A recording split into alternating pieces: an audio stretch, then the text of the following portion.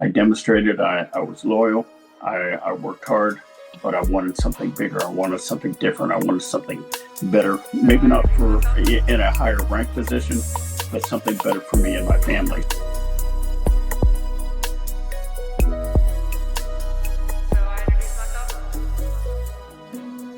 Welcome to another episode of the Layover Podcast. I'm Bree, your host. I'm very excited for this interview today. I have my friend Jim on. Hi, Jim. Welcome to the show. It's very good to be here. Very good. Yeah, glad to have you. I think I talked to you a little bit about the fact that the theme of this season is transitions.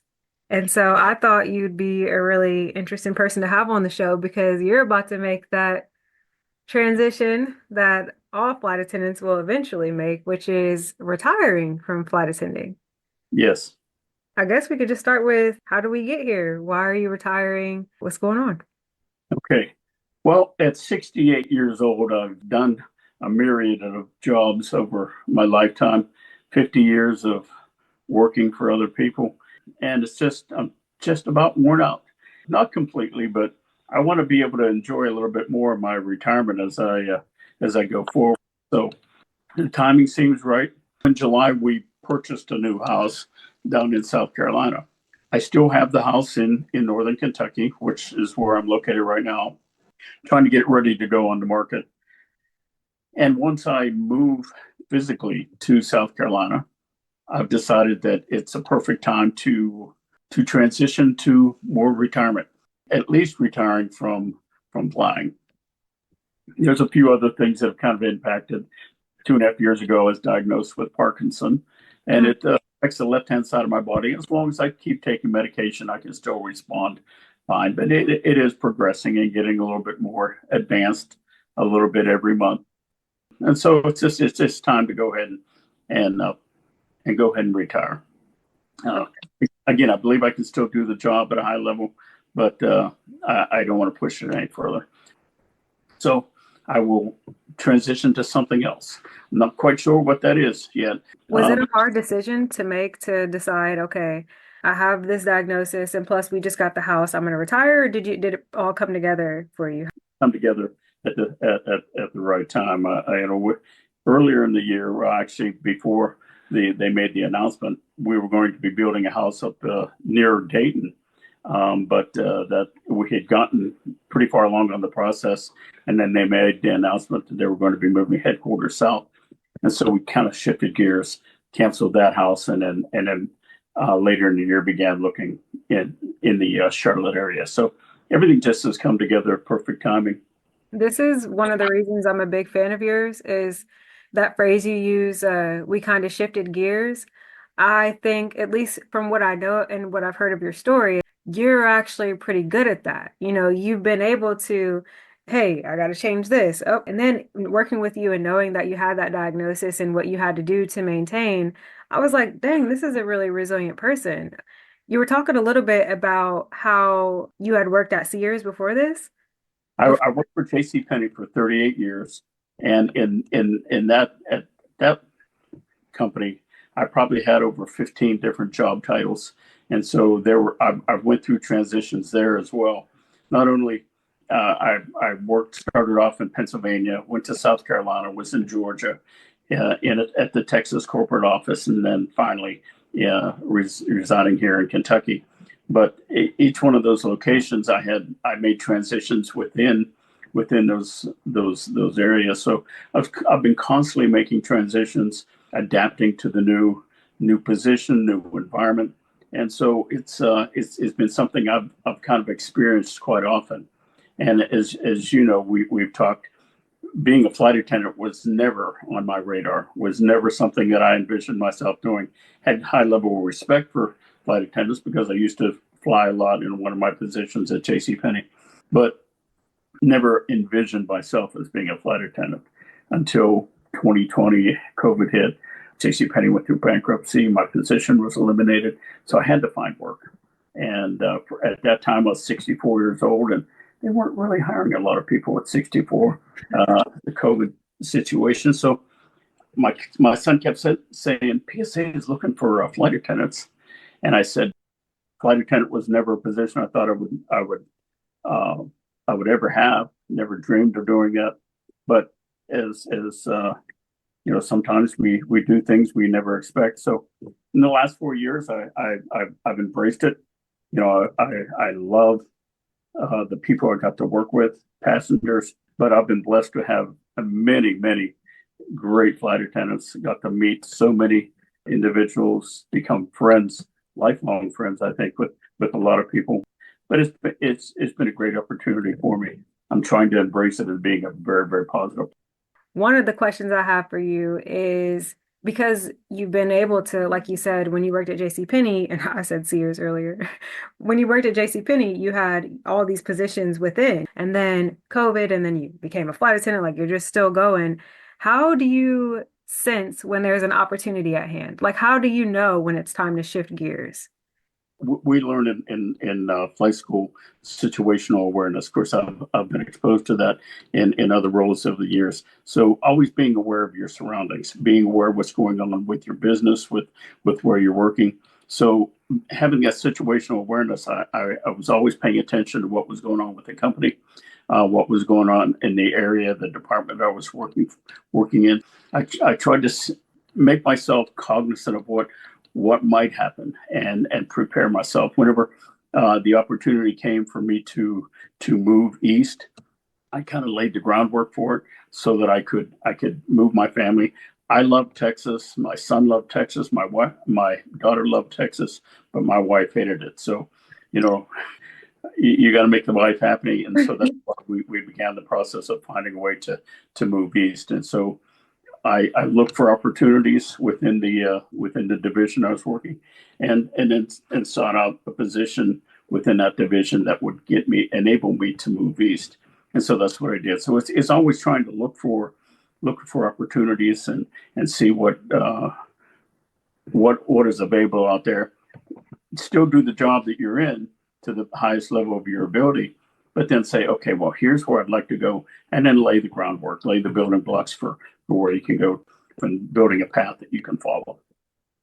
That's really interesting because I was thinking to myself, like, dang, Jim's not afraid of change. Like, I didn't even know you moved from Dallas. But it sounds like some of what you're saying is like, you're not doing all that change at once. You're kind of like, hey, I'm kind of interested in going in this direction. And then you start to build toward that. Well, there have been times when change was kind of thrust upon me. When I moved initially to Dallas, I was working in a store in Macon, Georgia, and one night I got a phone call. I was working the evening shift, was a manager on duty, and the store manager called and said, "Hey Jim, they want you to go to Dallas." And I said, "Okay, how long is it going to be for?" So like a 3-day meeting. Because nope. So I had 2 weeks to plan a move, and I had to report October 1st in Dallas in 1993. So it was a situation where Wow. your opportunities are thrust upon you, and other times you kind of plan for it. So sometimes it's thrust upon you, sometimes you can build a plan for it. And I always try to make myself flexible, but also be prepared when the opportunities arose. So, Jim, a lot of people, when it comes to changing or looking for new opportunities, or especially, those unexpected changes, people are afraid. They might have something that works, and maybe it isn't perfect, and maybe it isn't even what they want, but at least they can pay the bills, at least they can feed themselves, their kids.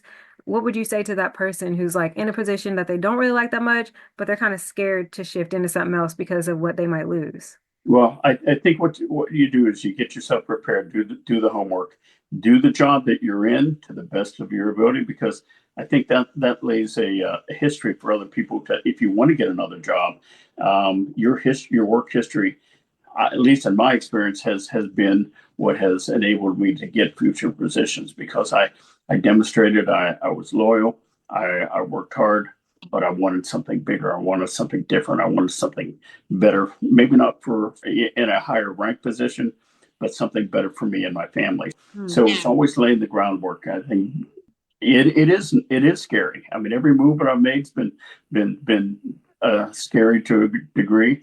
I don't know what you come to a new environment, you come to a new boss, you come to new surroundings, so you Mhm. don't know what it's going to be like. But just do your homework and find out. Ask a lot of questions. Ask other people about the possibility of a position here, a position there, and find out how they like it, what they've experienced, and it makes the transition a bit easier. I've heard you use this word groundwork a couple times. Is there any way you could put that into three steps if somebody's like, well, how do I build the groundwork? Like, I know I want to go from here to there, but you're telling me to build the groundwork. What are some steps to do that? Okay, the groundwork first off, you're going to find out what is the real job that you want to do. Where is it? What would you like to do? What do you feel you're going to be successful at? Define the position you want to have. Self-examination. What do I feel like? What would I like to do? When I Hmm. look at other people, what do I see them doing that, man, that's interesting. That seems like an exciting. Ask the questions, do the research, and then you'll feel more comfortable when you finally do get that job where you have the opportunities presented to you. Hmm. So that's the groundwork I would lay. In your current job, what are the things that you enjoy most about it? And what are the things I don't like? So maybe you'll make sure that that future job has very little of the things you don't like and more of the things you do like. Yes. That's I wanted to bring up something else about your story that I think lends itself to what you're saying about figuring out what you want is that as far as I remember, when you got the job at J.C. Penney, it was on someone's suggestion. And Yeah, when you became a flight attendant, that was on your son's suggestion. So I'm wondering what you might say about the role of being open to suggestion is here. yeah, especially when it like at J.C. Penney. It was back in 1982. If I graduated from college in '81 with a degree in economics, but at that time unemployment was at 10%. Home owning interest rates were 18%. It was a difficult time. I never envisioned going to work at a retailer. I thought, okay, I want to be in business somewhere. I had all my other past experience have been kind of construction, been hard work, laborers work, working heavy equipment, a variety of different things. But I never envisioned working at a retailer. And my mother is the one who suggested, hey, they're hiring at J.C. Penney for Christmas extras. Maybe you get on there permanently. And so that's what I did is I took a suggestion, did a little research, Hmm. went in and applied. Didn't get the areas or departments that I had asked for, but was put in a position I was totally foreign to. But it ended up actually fueling my career for the next 20 years there. So it taking a suggestion, listening to what somebody suggested, again, doing a little bit of research. But at that point, it was pretty much I didn't have a lot of opportunities. I didn't have a lot of other things going on. Just like later whenever COVID hit and there weren't a lot of opportunities for me, somebody threw a suggestion out there. I resisted, but then came back and said, okay, hey, I've got to, somebody gave me an opportunity. Why don't I take it? Listening to when somebody throws a suggestion at you, don't dismiss it right away. Maybe you've got some other things on your plate you can try for, but if somebody made a suggestion, don't completely automatically dismiss it altogether. Put it on a shelf. If the opportunity is right, embrace it. I think there's something to that too. I had a mentor and he kept suggesting, he said, I think you should try to go to the Peace Corps. I was like, I had all my little, things and he's like, okay, he let it go. But like 3 years later, I was going through my things and I was like, I think I should have went to the Peace Corps. Like sometimes people see things that you don't see at the moment. But, it may not be ultimately, I didn't want to go to the Peace Corps ultimately, but I think that he saw what I was trying to do and he had a good idea and I dismissed it. You're So, right. Sometimes people see something that you don't because you're looking through it with one lens and they're looking at you differently. They're looking at the yeah. situation. They know you, they know the situation, so they throw out a suggestion. And sometimes, you have to get out of your own way and say, maybe they were right. Yeah. Yeah. Yeah. Earlier, you mentioned one of the reasons that you're transitioning from being a flight attendant into whatever's next for you is this Parkinson's diagnosis. How Yes. has it been to navigate that? 2.5 years ago when it was diagnosed, it was a shock. It was like, okay, well, what's going to be next? How is that going to progress? Hmm. Again, research into the disease and how it affects and how it's so every individual is different. Michael J. Fox has it. He's had it for over almost 30 years. he still continues to work. His is a little bit different to mine. Mm. It affects everybody a little bit differently. Again, mine just affects the left hand side of my body, which is kind of 1 out of 100 people have that. But it's just one of those situations where you know I I adapted. I learned what I could do. It was scary. It was a situation where I didn't know, well, how is my life going to go from here? Am I going to be, you know, am I not going to be able to function? Right. It's amazing the research they're doing. I take medication every 3 hours. It helps me stay mobile, stay balanced, stay functioning. And it was an initial fear. It still concerns me, but I've learned to adapt and say, okay, I am gonna overcome this. I am gonna beat this. I'm gonna take it by the horns and just continue to work as hard as I can. And my neurologist says, staying active is key. Maybe you have to lean into it a little bit more, but staying active, embracing the challenge, Mm. even a medical challenge or a physical challenge, to embrace it and adapt to the best of your ability. I really admire that. And even in that story, I hear the groundwork. You laid the groundwork for yourself. You're like, okay, well, I got to do my research. What is this? I need to ask a couple questions, like you're just overcoming and learning. You're turning everything into that. That's so cool. It's something I've learned over the years that if you don't do the research, you're the loser. So do the research, find the best answer you can for it, and that's going to make it easier on you in the long run. Yeah, I love that. What's next for you? Yeah, you still trying to figure it out? Well, whenever I get to South Carolina, I've got a beautiful little house. Have a separate workshop. I love woodworking, so I've got a big workshop that I can take all my tools to. We have 7 acres of predominantly wooded land. I plan on going in there and kind of harvesting some of the older wood and seeing what I can do about, maybe getting a little sawmill to cut that stuff up, or just kind of play by ear. Have you gotten any suggestions about what you should do?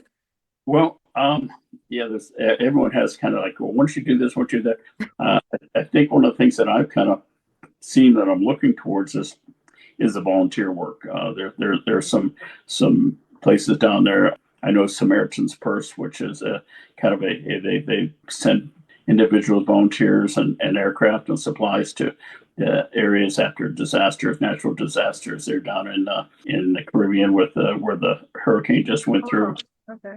and they're down there trying to help individuals who've had complete devastation. I mean, they're down there now helping people. So that's one thought I had is doing volunteer work there, and it may be just doing volunteer work in the community, finding individuals that need, because I'm kind of a handyman, people that need assistance that don't want to pay $150 to an electrician to come out and do a little job. Maybe I can go and help them out a little bit, so show them what can be done, and maybe help them out, for a couple of bucks. I feel so confident that you'll be okay, whatever you do, just because of the things we talked about, like your resilience and your willingness to just learn what needs to be learned so that you can overcome. So I know it'll be good. And wow, it's been a pleasure being able to hear your story. Well, it's great.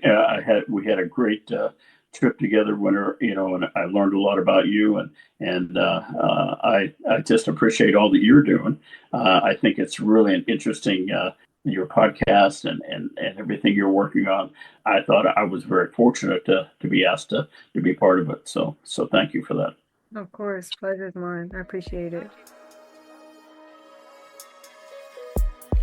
Thanks so much for tuning in to the Layover Podcast. I really hope you enjoyed it.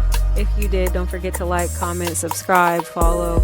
You can also leave a review on Apple Podcasts. That helps me know what you're enjoying hearing, what you'd like to hear more of, some topics I can factor in for the next episodes coming in the future. We have some really good stuff on the way, so I hope you'll tune in for that. And remember, sometimes you have to lay over to go further.